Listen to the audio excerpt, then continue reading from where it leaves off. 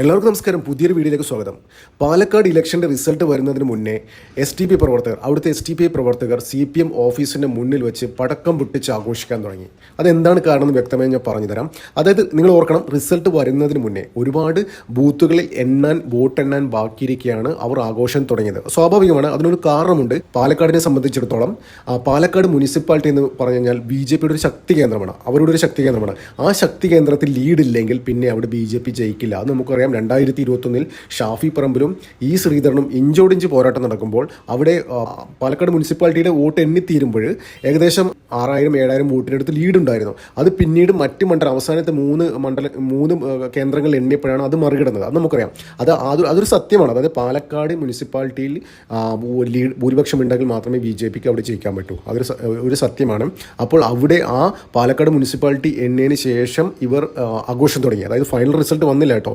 ആദ്യം അവർ ചെയ്തതെന്ന് വെച്ച് കഴിഞ്ഞാൽ CPMൻ്റെ ഓഫീസിൻ്റെ മുന്നിൽ പോയി പടക്കം പൊട്ടിച്ച് ആഘോഷിച്ചു. എന്തുകൊണ്ട് STPI പ്രവർത്തകർ പടക്കം പൊട്ടിച്ച് ആഘോഷിച്ചു? അതിന് ഒരുപാട് കാരണങ്ങളുണ്ട്, ഞാൻ പറഞ്ഞുതരാം. അതായത് പാലക്കാട് മുനിസിപ്പാലിറ്റിയിൽ 52 ബൂത്തുകളുള്ളത്. ഈ 52 ബൂത്തുകളിൽ കോൺഗ്രസിൻ്റെ സ്വാധീനം വളരെ കുറവാണ്. ഈ മേഖലകളിലൊക്കെ ശരിക്കും STPI ആണ് കോർഡിനേറ്റ് ചെയ്തത്. STPM, ജമാഅത്തെ ഇസ്ലാമി, മുസ്ലിം ലീഗും പോലെയുള്ള സംഘടനകളാണ് അവിടെ ഇതിന് ചുക്കാൻ പിടിച്ചത്, പ്രചരണത്തിന് ചുക്കാൻ പിടിച്ച് എല്ലാം കോർഡിനേറ്റ് ചെയ്തത്. കോൺഗ്രസിന് വേണ്ടി കോർഡിനേറ്റ് ചെയ്തത് ഇവരൊക്കെയാണ്. STPI പാലക്കാട് ഇലക്ഷന് മുന്നേ തന്നെ പരസ്യമായി കോൺഗ്രസിന് വോട്ട് ചെയ്യും, ഞങ്ങളെല്ലാവരും വോട്ട് ചെയ്യുന്നത്, ഒറ്റക്കെട്ടായി വോട്ട് ചെയ്യുന്നത് കോൺഗ്രസിനാണ് എന്ന് പറഞ്ഞിരുന്നു. അതായത് അവർ പറയുന്ന ഒരു വാദം എന്തെന്ന് വെച്ച് കഴിഞ്ഞാൽ, അതായത് കേരളത്തിൽ സംഘപരിവാരം അവരങ്ങനെ STPI പ്രവർത്തകർ അങ്ങനെയാണ് പറയട്ടോ. STPI ഈ ഭീകരവാദികൾ അങ്ങനെയാണ് പറയാം. സംഘപരിവാരം കേരളത്തിൽ വേരൂന്നാതിരിക്കാൻ വേണ്ടി അവർ കോൺഗ്രസിനെ സപ്പോർട്ട് ചെയ്യുന്നു എന്നാണ് അവർ പറയുന്നത്. അത് ഇലക്ഷന് മുന്നേ പരസ്യമായി പ്രഖ്യാപിച്ച കാര്യമാണ്. അപ്പോൾ ഈ ഇലക്ഷന് ശേഷം രാഹുൽ മാങ്കൂട്ടത്തിനടുത്ത് പല പത്രപ്രവർത്തനവും മാധ്യമപ്രവർത്തനവും ചോദിച്ചു, താങ്കൾക്കും താങ്കളുടെ പാർട്ടിക്കും STPIയുടെ വോട്ട് കിട്ടിയത് കൊണ്ടല്ലേ ഇത്രയും ഭൂരിപക്ഷം, അതായത് 18,000-19,000 ഭൂരിപക്ഷം കിട്ടിയത് അങ്ങനെയല്ലേ എന്ന് ചോദിച്ചു. അപ്പോൾ പുള്ളിക്കാരൻ പറഞ്ഞു, അങ്ങനെയല്ല, ഇവിടുത്തെ ജനാധിപത്യ മതേതര അങ്ങനെയൊക്കെ പറഞ്ഞ് ഡയലോഗൊക്കെ അടിച്ച് അങ്ങനെയുള്ള ആൾക്കാർ വോട്ടാണ് എനിക്ക് കിട്ടിയത്, അങ്ങനെയുള്ള ആൾക്കാരെ എനിക്ക് വോട്ട് ചെയ്തത് എന്ന് പറഞ്ഞു. അപ്പോൾ അതിനുശേഷം ഈ STPIയുടെ ഒരു പ്രവർത്തകൻ തന്നെ ഒരു FB ലൈവ് ഇട്ടിട്ടുണ്ടായിരുന്നു. രാഹുൽ ചെയ്തത് ഭയങ്കര തെണ്ടിത്തരായിപ്പോയി, രാഹുൽ അങ്ങനെ ചെയ്യാൻ പാടില്ലായിരുന്നു, ഞങ്ങൾ കോർഡിനേറ്റ് ചെയ്തുകൊണ്ടാണ്, നിങ്ങൾക്കറിയാലോ നിങ്ങളുടെ ശക്തി, അതായത് പാലക്കാട് മുനിസിപ്പാലിറ്റിയിലേക്ക് നിങ്ങൾക്കറിയാലോ നിങ്ങളുടെ ശക്തി എന്താണെന്ന്. അപ്പോൾ അതെല്ലാം അറിഞ്ഞുകൊണ്ടുവേണം സംസാരിക്കാൻ മോനെ രാഹുലേ എന്നൊക്കെ പറഞ്ഞിട്ട് ഒരു STPIയുടെ ഒരു പ്രവർത്തകൻ FB ലൈവ് ഇട്ടിട്ടുണ്ടായിരുന്നു. ഈ അടുത്ത കാലത്ത് കണ്ടിരുന്നു. അപ്പോൾ അതുമാത്രമല്ല, ഇവർ പടക്കം പൊട്ടിച്ച് ആഘോഷിക്കുമ്പോൾ, നമ്മുടെ കോർ സബ്ജക്റ്റ് ഇതാണ്, പടക്കം പൊട്ടി ആഘോഷിക്കാനുള്ള ഒരു കാരണം എന്താണെന്ന് വെച്ച് കഴിഞ്ഞാൽ, ഒന്നല്ല കുറച്ച് കാരണങ്ങൾ പറഞ്ഞുതരാം. അതായത് അവർ പടക്കം പൊട്ടിച്ച് ആഘോഷിക്കുമ്പോൾ വിളിച്ചത് പൊട്ടിച്ച് BJPയെ പൊട്ടിച്ച് അങ്ങനെയൊക്കെയുള്ള മുദ്രാവാക്യങ്ങളാണ് വിളിച്ചത്. അതിന് വ്യക്തമായ കാരണങ്ങളുണ്ട്.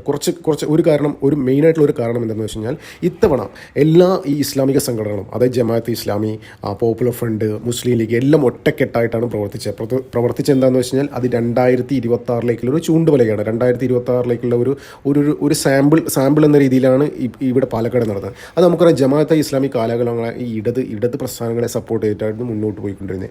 അപ്പോൾ അവർ ഈ അടുത്ത കാലത്ത് ഇടത് പ്രസ്ഥാനത്തോടുള്ള എല്ലാ ബന്ധങ്ങളും വിച്ഛേദിച്ച് കോൺഗ്രസിൻ്റെ കൂടെ കൂടാൻ തുടങ്ങി. അവർക്ക് മനസ്സിലായി ഇനി കമ്മ്യൂണിസ്റ്റിൻ്റെ കൂടെ കൂടിയിട്ട് കാര്യമില്ല എന്ന് മനസ്സിലായി. അതുകൊണ്ടാണ് പിണറായി വിജയനൊക്കെ ഈ അടുത്ത കാലത്ത് പറയാൻ തുടങ്ങിയത്, എന്താ പറയുക, ജമാഅത്തെ ഇസ്ലാമിയും പോപ്പുലർ ഫ്രണ്ടൊക്കെ ഭീകരവാദികളാണ്, അവരും CPMഉം ഇത്തരത്തിലുള്ള ആൾക്കാരുടെ കൂട്ട് ഉപേക്ഷിച്ചു എന്നർത്ഥം.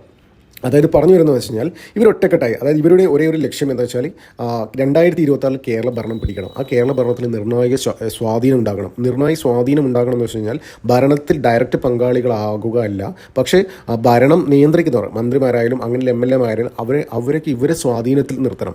അതുകൊണ്ടാണ് ഇവർ പാലക്കാടൊക്കെ എന്താണെന്ന് വെച്ച് കഴിഞ്ഞാൽ ആക്റ്റീവായിട്ട് എല്ലാ രാവും പകലും ഉറക്കമില്ലാതാണ് ഇവർ കോൺഗ്രസ് വേണ്ടി പ്രവർത്തിച്ചത്. അത് നാളെ വരും ദിവസങ്ങളിൽ, അതായത് 2026 അസംബ്ലി നടക്കുമ്പോൾ കേരളത്തിൽ ആയിട്ട് ഈ STPI, ജമാഅത്തെ ഇസ്ലാമി ഇവരൊക്കെ ആയിരിക്കും കോൺഗ്രസിൻ്റെ പ്രചരണത്തിന് ചുക്കാൻ പിടിക്കുക. അതെന്താണെന്ന് വെച്ചാൽ, പാർട്ടിയിൽ നിർണായകമായ ഒരു സ്വാധീനം ഉണ്ടാക്കിയെടുക്കാൻ വേണ്ടിയിട്ടാണ്. STPIനെ ഒരു സഖ്യം UDFൻ്റെ ഭാഗമായിട്ട് തെരഞ്ഞെടുപ്പിൽ മത്സരിച്ചാൽ പോലും അത്ഭുതപ്പെടാറില്ല. അതായത് ചുരുക്കി പറഞ്ഞു കഴിഞ്ഞാൽ, 2026 ഒരു STPI MLA ഉണ്ടായാൽ പോലും അത്ഭുതപ്പെടാനില്ല എന്നർത്ഥം. ഇൻ കേസ് അങ്ങനെ സംഭവിച്ചില്ലെങ്കിലും ഭരണം നിയന്ത്രിക്കുന്നവരെ തങ്ങളുടെ കൈവെള്ളയിൽ കിടന്ന് ഇങ്ങനെ അമ്മാനമടിപ്പിക്കാനാണ് അവരുടെ പരിപാടി, ജമാഅത്തെ ഇസ്ലാമിയും STPIയും പോലുള്ള ആൾക്കാരുടെ. അതൊരു കാരണം. അതായത് ഭരണത്തിൽ നിർണായക സ്വാധീനം ഉണ്ടാക്കുക എന്നത് ഒരു കാരണം.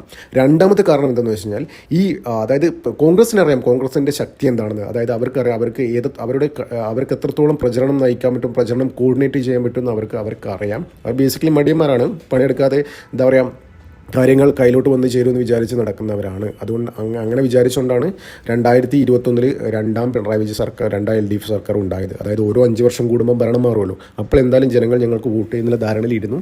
പിണറായി വിജയൻ ഭരണം അടിച്ചുകൊണ്ട് അതാണ് സംഭവിച്ചത്. അപ്പോൾ ശരിക്കും കോൺഗ്രസിൻ്റെ ആ ദൗർബല്യം ശരിക്കും STPയും ഈ ഇങ്ങനെയുള്ള ആൾക്കാർ യൂട്ടിലൈസ് ചെയ്യണം. അതായത് അവർക്ക് വേണ്ടി പ്രവർത്തിച്ച് അവർ മുന്നോട്ട് വരികയാണ് അവർക്ക് വേണ്ടി പ്രവർത്തിക്കാൻ വേണ്ടി. പിന്നെ STPയുടെ പല ആൾക്കാരും ഇപ്പോൾ ജയിലിലാണ്. അതായത് നമുക്കറിയാം ഈ പോപ്പുലർ ഫ്രണ്ടിൻ്റെ പല ആൾക്കാരും ഇപ്പോൾ എവിടെയാണെന്ന് പോലും നമുക്കറിയില്ല. അതായത് പോപ്പുലർ ഫ്രണ്ട് ബാൻ ചെയ്തതിന് ശേഷം ഒരുപാട് നേതാക്കന്മാരെ നമ്മൾ അറസ്റ്റ് ചെയ്തുകൊണ്ട് നമുക്കറിയാം. ഒരു സുപ്രഭാതത്തിൽ പുലർച്ചെ വന്ന് ഒരു ഫ്ലൈറ്റും ഇതൊക്കെ ആയിട്ട് എണ്ണയെ ഡയറക്റ്റ് വന്നിട്ട് അവർ ഡയറക്റ്റ് എന്താ പറയുക കട്ടിൽ നിന്ന് എടുത്തുകൊണ്ട് പോയത് എണ്ണയുടെ ഓഫീസേഴ്സ്. അപ്പോൾ ഇവർക്ക് ഇപ്പോൾ ഈ ഇന്ത്യയിൽ ഏത് ജയിലുള്ളതെന്ന് ഒരു ഐഡിയ ഇല്ല, എവിടെയുള്ളതെന്ന് ആർക്കും ഒന്നും അറിയില്ല. അപ്പോൾ ആർക്കും ഇവർക്ക് ജാമ്യമായിട്ട് ചെല്ലാൻ പോലും പറ്റുന്നില്ല. അങ്ങനത്തെ ഒരു അവസ്ഥയാണ്. ജാമ്യമായിട്ട് ചെന്ന് കഴിഞ്ഞാൽ അങ്ങനെയുള്ള ഒരു ഇതുമായിട്ട് മുന്നോട്ട് ചെന്ന് കഴിഞ്ഞാൽ അവരെ പൊക്കും, അവരന്വേഷിക്കും, അവരുടെ ഡീറ്റെയിൽസ് അന്വേഷിക്കും, അവരുടെ ബാങ്ക് ട്രാൻസാക്ഷൻ അന്വേഷിക്കും, അവരുടെ സോഷ്യൽ മീഡിയ ആക്ടിവിറ്റീസ് അന്വേഷിക്കും, എല്ലാം അന്വേഷിക്കും. അപ്പോൾ ഒരാൾക്കും ഒരു ജാമ്യം ആയിട്ട് അങ്ങോട്ട് പോകാൻ പറ്റാത്ത അവസ്ഥയിലാണ്. അതായത് അതുപോലെ തന്നെ കേരളത്തിലെ പല ജയിലിലും പല ആൾക്കാരും STPയുടെ ആൾക്കാർ ജയിലിൽ കിടക്കുന്നുണ്ട്. അവർ ബന്ധുക്കൾ പോലും, സ്വന്തം സഹോദരങ്ങളും അച്ഛനും അമ്മയും പോലും ഇവർക്കൊരു ജാമ്യത്തിന് വേണ്ടി മുന്നോട്ട് വരുന്നില്ല. വന്നു കഴിഞ്ഞാൽ പണി കിട്ടുന്നവർക്കറിയാം. അപ്പോൾ പോപ്പുലർ ഫ്രണ്ടിൻ്റെ നിരോധനത്തോടു കൂടി ഇവർക്ക് ഫണ്ടും വരുന്നില്ല. അതൊരു കാരണമാണ്. അപ്പോൾ ഇവരുടെ ആവശ്യം എന്ന് വെച്ചാൽ എങ്ങനെയെങ്കിലും UDFനെ ഭരണത്തിലേറ്റുക, അതിനുശേഷം എങ്ങനെയെങ്കിലും ഫണ്ട് ഇറക്കിയിട്ട് ഭരണത്തിലേറി കഴിഞ്ഞാൽ ജനങ്ങളെ ഫണ്ട് കട്ടുപിടിക്കാമല്ലോ, ഈ ഗവൺമെൻറ്റിൻ്റെ പൈസ ഉണ്ടല്ലോ. അപ്പോൾ അതൊക്കെ വെച്ച് ഇവരുടെ നേതാക്കന്മാർ ജയിലിൽ നിറക്കാം, ജാമ്യമായിട്ട് മുന്നോട്ട് പോവാം, സർക്കാരിനെ സ്വാധീനിച്ച് എങ്ങനെയെങ്കിലും ജാമ്യമായിട്ട് മുന്നോട്ട് പോവാം, കാശടിച്ച് മാറ്റാം. അതായത് സർക്കാരിൻ്റെ കാശ് ഉപയോഗിച്ച് ഇവരുടെ ജാമ്യത്തിലിറക്കാം. അങ്ങനെയുള്ള പല ധാരണകളും പുറത്താണ് ഇവരിങ്ങനെയൊക്കെ ചെയ്യുന്നത്. അതായത് ഇപ്പോൾ ശരിക്കും പോപ്പുലർ ഫ്രണ്ട് നിരോധനത്തോടു കൂടി ശരിക്കും അവർക്ക് കാശില്ല, 5 പൈസയില്ല അവർക്ക്. അവരുടെ വിദേശത്തു നിന്നുള്ള ഫണ്ട്, അതായത് ഈ അനധികൃതമായി വരുന്ന ഫണ്ടുകളൊക്കെ നരേന്ദ്രമോദി ബ്ലോക്ക് ചെയ്ത് കഴിഞ്ഞു. അപ്പോൾ ഫണ്ട് വരുന്നില്ല, അവർക്ക് ഫണ്ടില്ല. അതുതന്നെയാണ് ഒരു മെയിനായിട്ട് റീസൺ. പിന്നെ ഞങ്ങൾ കഴിഞ്ഞ വീഡിയോയിൽ പറഞ്ഞ അവർക്ക് ഒരു ടാർഗറ്റ് ഉണ്ട്. 2031 കേരളം ഭരിക്കുക, 2047 ഇന്ത്യ ഭരിക്കുക, അങ്ങനെയൊക്കെ ഒരു ടാർഗറ്റ് വെച്ചിട്ടുണ്ടായിരുന്നു. അപ്പോൾ ഇന്ത്യ ഭരിക്കുക എന്നുള്ള ഒരു ടാർഗറ്റ് അവർ ഉപേക്ഷിച്ച് കഴിഞ്ഞു. ഇനി അവരുടെ മുന്നിലുള്ള ഏക വഴിയെന്ന് വെച്ച് കഴിഞ്ഞാൽ 2031 എങ്ങനെയെങ്കിലും കേരളം ഭരിക്കുക.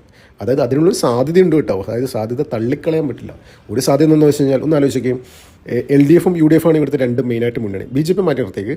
അപ്പോൾ ഈ 2 മുന്നണികളും പരസ്പരം അപ്പുറത്തും ഇപ്പുറത്തായിട്ട് ഒരു 70 മുസ്ലിം MLA ഉണ്ടായി കഴിഞ്ഞാൽ എന്താ അവസ്ഥ? അന്ന് STP ഈ മുസ്ലിം MLA STPയിലേക്ക് ചാടി കഴിഞ്ഞാലോ, അന്ന് STPക്ക് കേരളം ഭരിക്കാമല്ലോ. അങ്ങനെ ഒരു സാധ്യത തള്ളിക്കളയാൻ പറ്റില്ല കേട്ടോ. ഇവിടെ കേരളമാണ്, ഇവിടെ എന്താ പറയുക, ഇവിടെ എന്തും നടക്കും എന്നുള്ള ഒരു സെറ്റപ്പാണ്. ഇത് കേരളമാണെന്നൊക്കെ പറയില്ലേ, കേരളമാണെന്നൊക്കെ. അപ്പോൾ അതുപോലെ ഇവിടെ എന്തും നടക്കും. അങ്ങനെ ഒരു സ്ഥിതി ഉണ്ടായിക്കഴിഞ്ഞാൽ കേരളം STP ഭരിക്കും. ഒന്നും പറയാൻ പറ്റില്ല. ഇവിടെ ഭയങ്കര മതേതരവാദികളാണല്ലോ കേരളക്കാർ. അതായത് ആസനത്തിൽ മിട്ട് പൊട്ടിക്കഴിഞ്ഞ് കഴിഞ്ഞാലും എന്താ പറയുക, മാറി ചിന്തിക്കാത്ത ആൾക്കാരാണ്. ഈ മുനമ്പത്തൊക്കെ കാണുന്നില്ലേ, മുനമ്പത്തൊക്കെ എന്താ പറയുക, VD സതീശനും മറ്റേ ഹൈബീഡിനൊക്കെ പോയിട്ട് മുനമ്പ് സമരക്കാരോട് ഒരു കാര്യം പറയും, എന്നിട്ട് നേരെ ഇപ്പുറം വന്നിട്ട് കുഞ്ഞാലിക്കുട്ടിയുടെ ലീഗിനോട് മറ്റൊരു കാര്യം പറയും. അതായത് ലീഗാണല്ലോ ഇതിനെ സപ്പോർട്ട് ചെയ്യുന്ന ആൾക്കാർ, വഖഫ് അനുകൂലികളാണ് ലീഗ്. അപ്പോൾ ഇവർ അവിടെ ചെന്നിട്ട് മുനമ്പം സമരക്കാരോട് ഒരു കാര്യം പറയും, ഇവരോട് വേറൊരു കാര്യം പറയും. അപ്പോൾ ഇവരൊക്കെ ഈ ഇസ്ലാമിൻ്റെ അടിമകളാണ്. ജനങ്ങളും പഠിക്കില്ല കേട്ടോ. അതായത് ഈ ഇസ്ലാമിസ്റ്റുകളുടെ അടിമകളാണ്. ജനങ്ങളും പഠിക്കില്ല. ജനങ്ങൾ ഇനി എന്ത് തന്നെയായാലും ഈ അവിടുത്തെ മുനമ്പത്തെ ആൾക്കാരൊക്കെ വീണ്ടും ഹൈബീഡനും അവിടുത്തെ ഉണ്ണികൃഷ്ണനൊക്കെ വീണ്ടും ജയിപ്പിച്ചു വിടും. ഒന്നും പറഞ്ഞിട്ട് കാര്യമില്ല. ഇവരൊന്നും നന്നാവനേ പോകുന്നില്ല. അതാ പറഞ്ഞ് 2031 അവർ ഭരിച്ചാലും അത്ഭുതപ്പെടാനില്ല. അതായത് LDFിലും UDFിലായിട്ട് ഒരു 70 ഒരു 60 മുസ്ലിം MLA ഉണ്ടായി. 60 മതി, അത് മതി. ബാക്കിയൊക്കെ അവർ സംഘടിപ്പിച്ചോളും. ഒരു 50-60 ഒരു മുസ്ലിം MLA ഉണ്ടായിക്കഴിഞ്ഞാൽ 2 മുന്നണിയിലും കൂടി, അപ്പോൾ ആ ദിവസം ഇവരൊക്കെ കൂട്ടത്തോടെ STPയിൽ പോവും. STP കേരളം ഭരിക്കും. അതാണ് സംഭവിക്കാൻ പോകുന്നത്. അപ്പോൾ അവർക്ക് ഒരുപാട് വലിയ കാര്യങ്ങൾ ലക്ഷ്യങ്ങളുണ്ട്. അപ്പോൾ അതിന് വേണ്ടിയിട്ടാണ്. ഇപ്പോൾ LDFിൻ്റെ കൂടിക്കഴിഞ്ഞാൽ അത് നടക്കില്ല. അതുകൊണ്ടാണ് ഇപ്പോൾ UDFിൻ്റെ പുറകെ നടക്കുന്നത്. നമുക്ക് എന്തിനായാലും നോക്കാം. പിന്നെ ഈ പടക്കം പൊട്ടിച്ച് ആഘോഷിച്ചതും അവരെന്താ പറയേണ്ടത്, പൊട്ടിച്ച് BJP പൊട്ടിച്ചതെന്ന് വെച്ച് കഴിഞ്ഞാൽ അവരുള്ളിൽ അമർഷമാണ്. അതായത് BJP ആണ് അവരെ ഏറ്റവും വലിയ ശത്രു. അവരുടെ ലക്ഷ്യങ്ങളെ തടഞ്ഞു നിർത്തുന്നത്, അതായത് അവരെ ലക്ഷ്യത്തിലേക്ക് എത്താൻ വേണ്ടിയുള്ള ഏറ്റവും വലിയ തടസ്സം ഇവിടെ RSSും BJPയുമാണ്. അപ്പോൾ അതുകൊണ്ടാണ് അങ്ങനെയുള്ള കാര്യങ്ങളൊക്കെ അവർ ചെയ്തത്. എന്ത് തന്നെയായാലും കേരളത്തിൽ ജനങ്ങൾ ചിന്തിച്ചാൽ കൊള്ളാം. അതായത് 2026 ആര് ഭരണത്തിൽ വരണം, കേരളത്തിൻ്റെ അവസ്ഥ എങ്ങനെയാണ് തീരുമാനിക്കേണ്ടത് ഇവിടുത്തെ ജനങ്ങളാണ്. അപ്പോൾ നോക്കിയും കണ്ടുമൊക്കെ വോട്ട് ചെയ്യുക. നന്ദി, നമസ്കാരം. മറ്റൊരു വീഡിയോ കാണാം.